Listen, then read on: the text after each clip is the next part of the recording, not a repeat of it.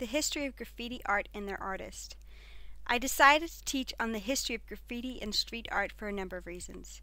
First of all, the group that I had for this was transition years, of which had little background in art and would not be studying it for the Leaving Cert either. I wanted to include an art history scheme that would be approachable and identifiable in its subject to students that lacked in knowledge in art and its history. With graffiti so readily available, I thought that the students might find it easily relatable and open their eyes to what is being communicated through this medium of expression. The scheme consisted of 5 single lessons that lasted over the course of the 5 weeks. It was a study of how this particular art has evolved on the streets from the 1970s till the present day. The scheme also looked at artists who influenced graffiti throughout the decades, paying attention to the work that was produced and the style that was achieved and the technique that was employed. The scheme provided opportunity for the students to acknowledge the questions and formulate when discussing the value of such art in society. This was executed through debate and through group presentations. In regards to the aims of the scheme, I wanted the students to become more aware of an art that can be seen in their own environment, that they would understand how such an artistic movement evolved, the artists that influenced the streets, the messages they were communicating, and its role in society today.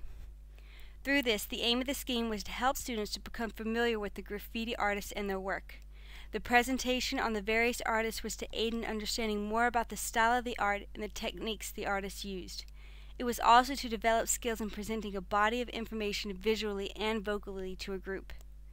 A controversial topic such as this provided opportunity for the students to form and convey thoughts. My aim in incorporating a debate into the scheme was to encourage the students to express their opinions as to the existence of graffiti in the art world. My learning outcomes for this lesson were to enable the students to demonstrate knowledge of a new subject matter through the class discussions, the debate, and the presentation. I also desired that the students would become more aware of terms such as tagging during the lessons and the discussions. Evidence of this came about when I would ask the students questions pertaining to the graffiti movement and refer to examples of art. The group remembered the terms after the first lesson, and I was surprised about what they had recalled about the imagery and the message of the artwork. Another learning outcome involved the formulating and expression of thoughts and opinions from the students. I found that activities such as the debate and presentation encouraged independent and collective thinking. It provided opportunity for them to examine a topic, formulate an opinion, and convey their point verbally to the rest of the class. The groups were vocally confident in expressing their points, and I believe these tasks aided in the retaining of information of a new subject matter.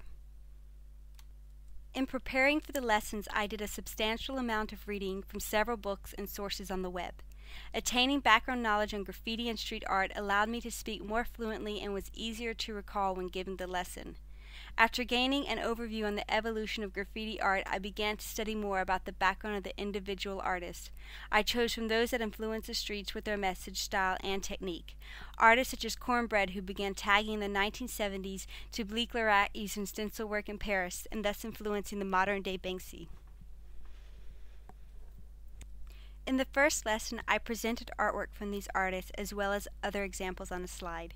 The images were placed in chronological order from the first example of the painting on walls of caves to the modern-day laser tag of the Graffiti Research Lab. I spent a considerate amount of time on each slide. I would show the image first and then ask the students to describe what they saw, what they believed the art was communicating, and what techniques did they think were used in achieving the artwork. It was insightful to hear their answers before I gave the context of the image. I also found this helpful in encouraging the students to observe the art and contemplate the message. Posing such questions was constructive in the students becoming familiar with using the vocabulary and terms associated with graffiti. Sometimes, in order to help them remember the terms, I would write up keywords onto the board and refer to them over the course of the 5 weeks. At the end of the class, I spent a few moments talking about the controversy of such art and the questions that are asked about its presence on our streets. I notified them that we would be having a short debate in the next class about these issues.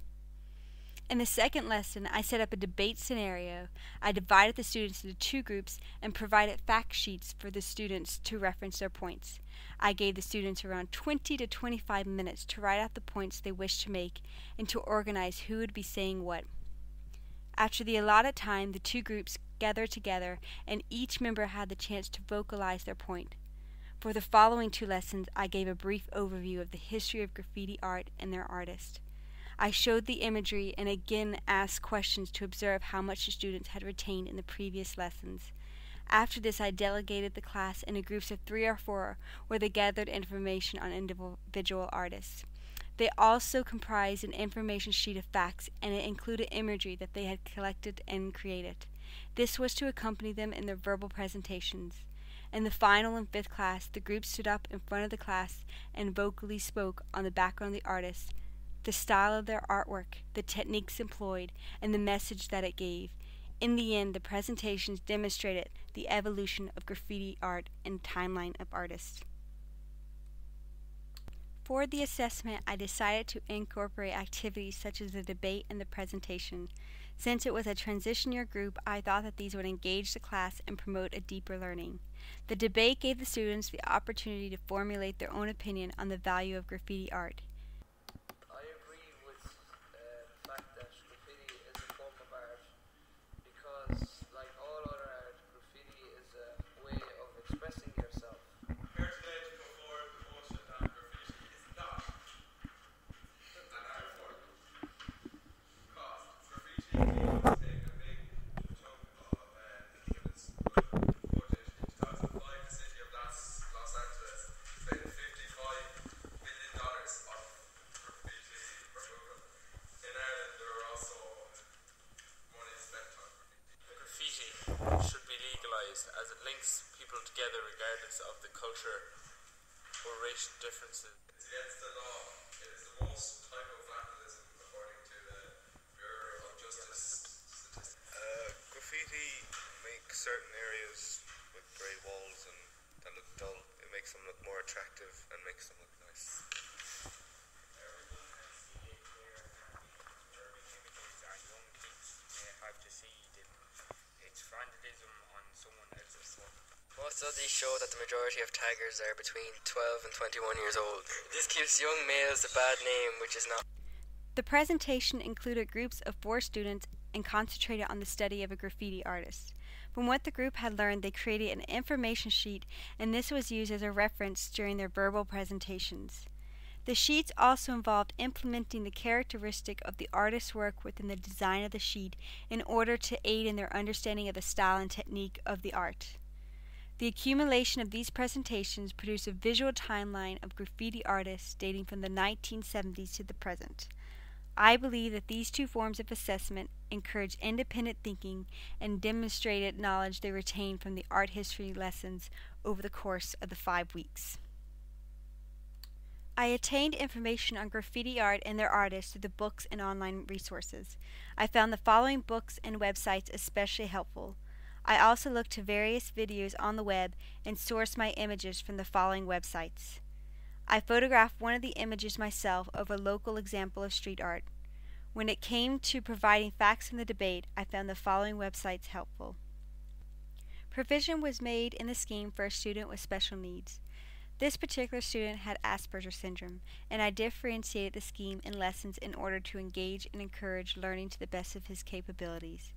This could be seen in repeating key words when presenting imagery as well as writing the words on the board. This allowed the student to become familiar with the terms and also to add to his vocabulary. The incorporation of audience-based activities such as the debate and the presentation were a means of engaging the student with special needs as he learns best through such tasks. There was also differentiation taken into account for other learning difficulties. I made sure to include keywords and the incorporation of examples of art from here and abroad in order to cater for the overseas students in my class.